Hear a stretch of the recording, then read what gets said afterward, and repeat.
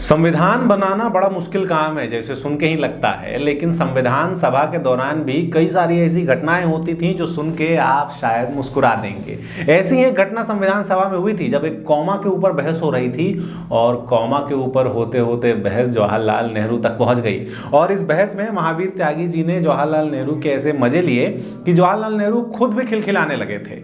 नमस्कार, आप देख रहे हैं आयुध। मैं सौरभ कुमार और हमारे आज के इस वीडियो में हम उसी मजेदार घटना की बात करने वाले हैं।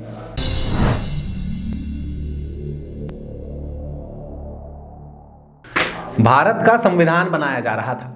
संविधान बनाने से पहले एक प्रोसेस फॉलो किया जाता था कि संविधान सभा में रखने से पहले कोई भी ड्राफ्ट पहले कांग्रेस के सामने रखी जाती थी, फिर कांग्रेस के नेता उस पर चर्चा करते थे, अपने सुझाव देते थे, संशोधन किया जाता था और उसके बाद वो ड्राफ्ट संविधान सभा के सामने रखा जाता था। बात 16 सितंबर 1949 की है। घटना का जिक्र महावीर त्यागी ने अपनी किताब स्वतंत्रता आंदोलन हंसते हुए आंसू में किया है। महावीर त्यागी ने घटना बताते हुए लिखा है कि ड्राफ्टिंग कमेटी की ओर से डॉक्टर अंबेडकर प्रस्ताव रखते थे और उसके बाद बाकी सब उसके ऊपर चर्चा करते थे।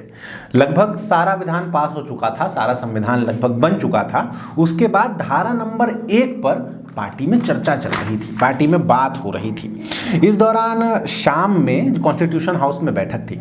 जब डॉक्टर अंबेडकर का प्रस्ताव स्वीकार हो गया तो उन्होंने धारा नंबर 1 पढ़ के सुनाई।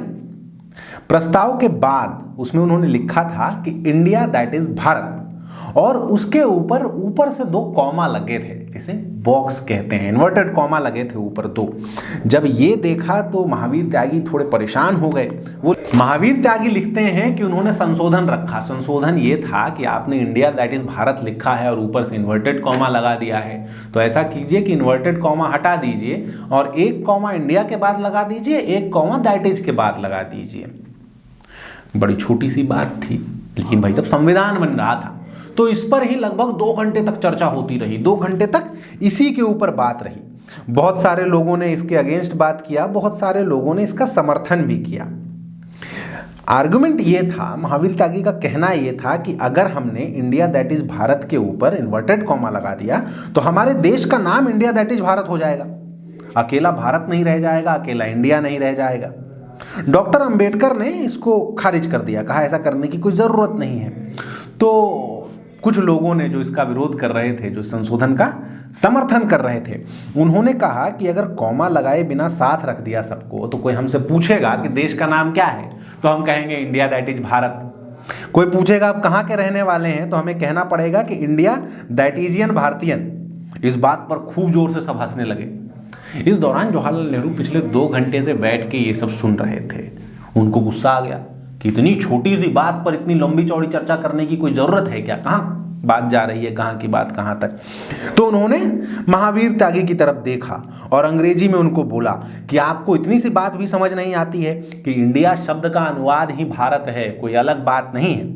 तो इस बात पर महावीर त्यागी खड़े हुए और उन्होंने कहा कि जवाहरलाल जी ने यह कह दिया है कि इंडिया शब्द भारत का अनुवाद है तो मैं उनकी बात मान लेता हूँ, क्योंकि वो तो हैरों से अंग्रेजी पढ़ के आए हैं। मैं तो गांव के छोटे से स्कूल में पढ़ा हूं तो उनको तो मुझसे ज़्यादा ही पता होगा। लेकिन मेरे गुरु नंदराम जी ने 6वीं क्लास में मुझे पढ़ाया था कि व्याकरण के अनुसार जो प्रॉपर नाउन होता है, जो व्यक्तिवाचक संज्ञा होती है, उसका कोई अनुवाद नहीं होता।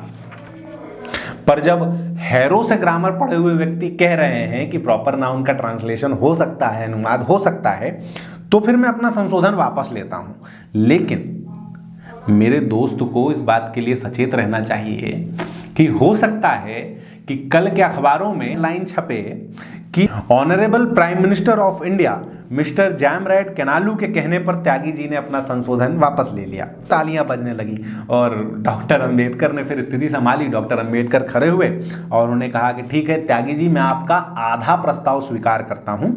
ऊपर के इन्वर्टेड कॉमा हटा दिए जाएंगे और इंडिया के बाद 1 कॉमा लगा देते हैं। तो उसके बाद आज जो हमारे संविधान में देखते हैं कि India comma that is Bharat, वो लिखा हुआ दिखता है। ये कहानी है इंडिया के बाद लगे हुए कॉमा की। कॉमा की कहानी भी इतनी मजेदार हो सकती है, किसने सोचा था? यह भारत का वो संविधान है जिसकी एक कॉमा के पीछे भी इतनी गहरी कहानी छुपी है।